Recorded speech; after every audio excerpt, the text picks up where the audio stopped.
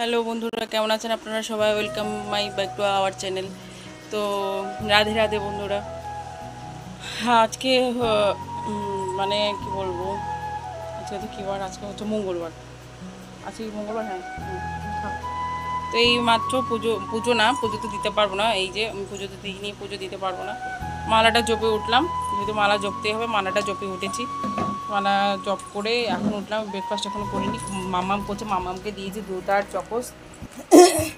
Hello বলো। মামামকে দুধের চকোস দিয়েছি। আমি এখনো কিছু করিনি, যাব খাবো। দেখি কি খাই। চা আপাতত উঠিয়েছি, চাটা করছি। তো আজকের ভিডিওটা দেখতে থাকুন বন্ধুরা। আর আমার পেজটাকে বেশি বেশি করে ফলো করে দেবেন, লাইক কমেন্ট শেয়ার করে দেবেন, আমার চ্যানেলটাকে সাবস্ক্রাইব করে দেবেন। তো চলো বন্ধুরা, দেখতে থাকো আজকের ব্লগ।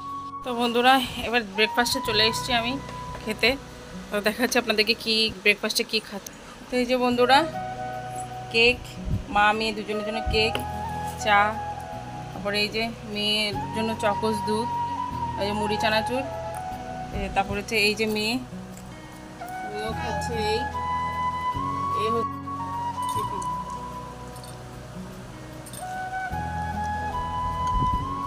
তো হচ্ছে আমাদের টিফিন। দেখো বন্ধুরা,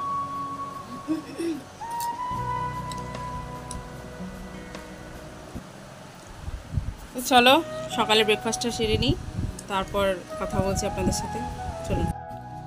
তো বন্ধুরা, কালকের ব্লগটা আমি শেষ করতে পারিনি, তাই আজকে অবধি টানতে হচ্ছে। তো কালকে সকালের ইয়েটা, কালকে সকালে হ্যাঁ ব্রেকফাস্টটা দেখিয়েছিলাম ব্লগে। তো যেহেতু আজকে অবধি টানতে হচ্ছে, তেমন একটা কিছু করিনি, সেই কারণে গিয়ে এখন এই আজকে সকালের ব্রেকফাস্টের সময় দেখাচ্ছে আপনাদেরকে। কালকে আসলে আমি আর কোনো ব্লগ করিনি, বলেছিলাম মানে পরে কিছু করলে দেখাবো বলে, বা রান্না করব, কিন্তু আমি কালকার কিচ্ছু রান্না করিনি বন্ধুরা। দুপুরবেলাতে শুধু ডিম ভাজা করে দুপুরবেলা খেয়ে নিয়েছি, আর রাত্রিবেলা মেয়েকে ডিম ভাজা করে খাইয়ে দিয়েছি। এই জন্য ব্লগটা আর কন্টিনিউ করতে পারিনি। তো সেই কারণে গিয়ে আমি সেই ব্লগটা ওখানেই রেখে দিয়েছিলাম। তো আজকে সকালবেলাতে স্নান টান করে পুজো টুজো শেষ, পুজো না, মালা জপ করেছি। মালা জপ করে এই চলে এসেছি। এক পিস কেক খেয়েছিলাম কালকে সকালের মতোই, কিন্তু খিদেটা কিছুতেই যাচ্ছে না, যেহেতু রাত্রিবেলা ভাত খাইনি আমি। তা আমি একটু সুপি নুডলস করতে চলে এসেছি। এই যে দেখুন, সুপি নুডলস বসিয়ে দিয়েছি, সব কিছু দিয়ে ম্যাটেরিয়ালস, মশলা ম্যাটেরিয়ালস সব কিছু দিয়ে বসিয়ে দিয়েছি। জাস্ট এটা সিদ্ধ হবে, নামাবো, খাবো, খেয়ে দুপুরের মেনু তৈরি করতে যাব। দুপুরের মেনুতে আছে আজকে, দেখিয়ে দিই তাও।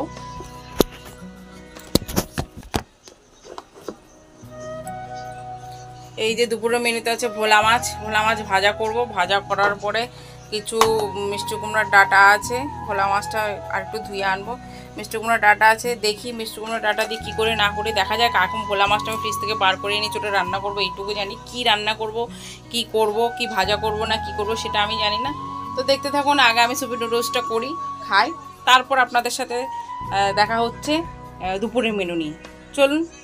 আপনাদেরকে আরেকটা কথা বলা হয়নি, আরেকটা বলা হয়নি, সেজন্য বলতে এসেছি। আজকে সকালবেলা বাবা এসছে।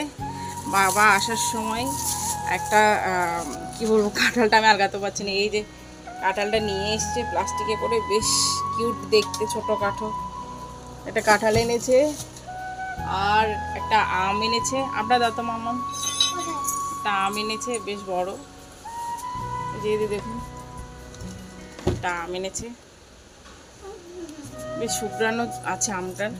এই যে বাবা এখন যাচ্ছে, আর একটু ওই মিষ্টি কুমড়ার আগা নাকি এগুলো শুকিয়ে গেছে। এই যে অ্যাকচুয়ালি এগুলো কেটে দিয়েছিল দাদা, মানে যাদের ঘরে রেন্টে থাকি উনি কেটে দিয়েছিল আজ থেকে 2 দিন আগে। তা আমি তেমন একটা রান্না করছি না, খাওয়া হচ্ছে না, সেই কারণে এগুলো শুকিয়ে গেছে। বাবা বলছে এগুলো কি খাওয়া যাবে, শুকিয়ে গেছে। এই জন্য বাবা আবার দুটো নিতে গেছে। তো এই দিয়ে দেখি কি রান্না হয়, কি করি, দেখা যাক। তো চলুন, দেখতে থাকুন। তো সুপি নুডলসটা তো খাওয়া হয়নি, গরম বেশি বলে তা ঠান্ডা করতে দিয়েছি, কিন্তু কোমর বেঁধে এদিকে নেমে পড়েছে বাবা। ওই যে দেখুন, কাটাকুটি চলছে এখন ঘরে। ওইদিকে মেয়ে পড়াশোনা করছে, এদিকে কাটাকুটি চলছে, ওই লাউয়ের ডগাগুলো দেখতে পেয়েছেন তো? হ্যাঁ, এবার আমি যাচ্ছি রান্না করে। মাছগুলো ধুয়ে এনেছি, তো মাছ তো ধুয়ে এনেছি। আজকে মাছ ভাজা করব তাওয়ার মধ্যে, তাওয়াতে ভাজা করব। এই যে দেখুন, ওদিকে ডাল ফুটতে দেব, তাওয়াতে একটু তেল আছে তাই তাওয়ায় ভাজা করব। মাছে এখন দিয়ে দিচ্ছি লবণ, লবণ দিয়ে দিলাম মাছের মধ্যে।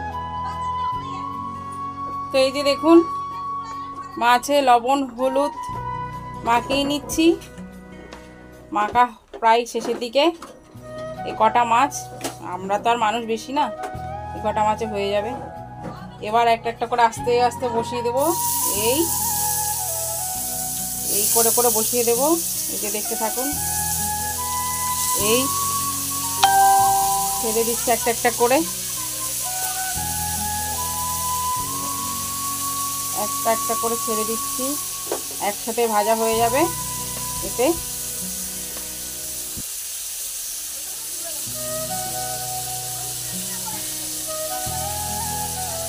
তো চলুন বন্ধুরা, তাওয়াটা হতে লাগুক, আমরা একটু ঘুরে আসি এবার।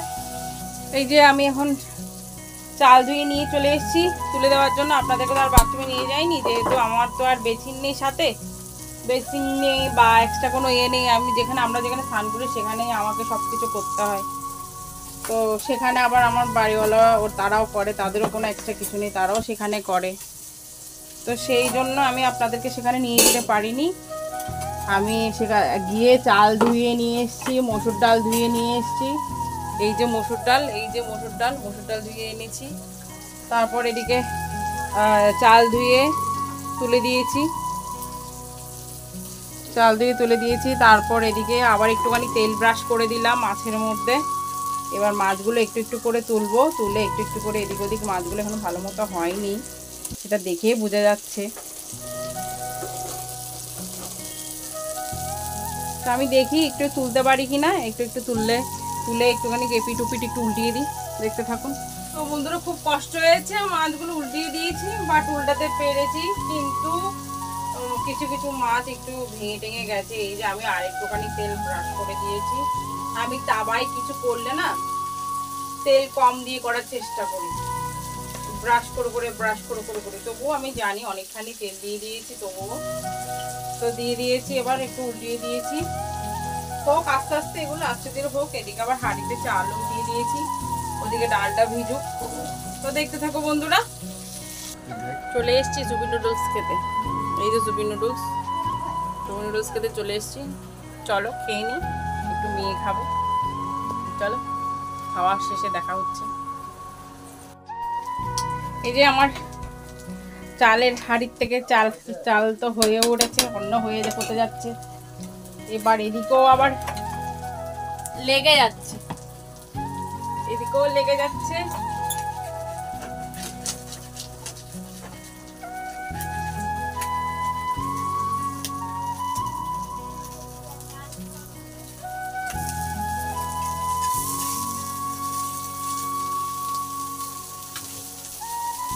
বাবা বলে দিল কি কি রান্না করব, বলে দিয়েছে যে আর মাছ রান্না না করতে, মাছ ভাজা খাবে।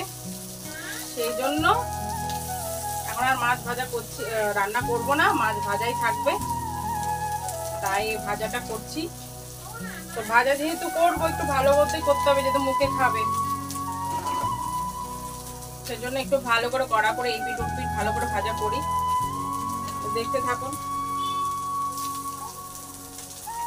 আর না হলে রান্না করলে এতটা ভাজা করতে হতো না।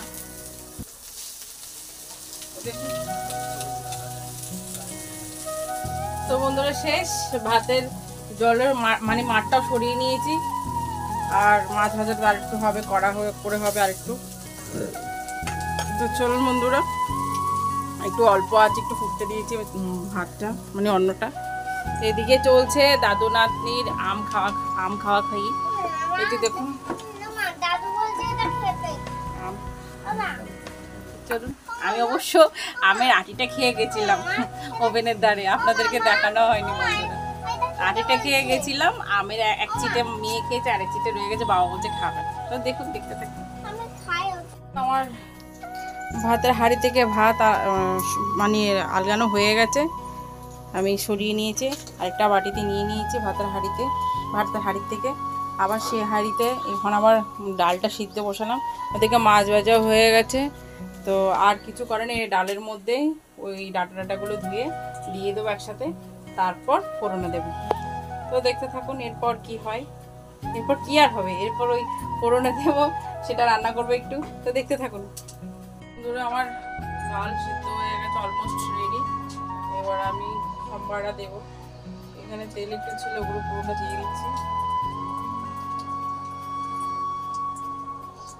পুরোটা দিয়ে দিলাম।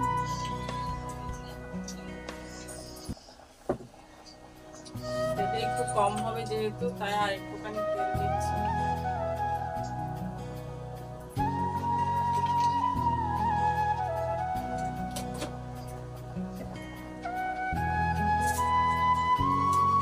একটু পাঁচফোড়ন সম্বারাতে দেবো,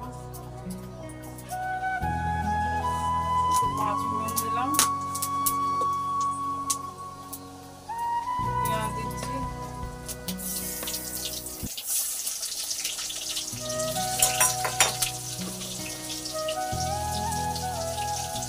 লবণ, যেহেতু ওখানে লবণ দিয়েছি, একটু লবণ,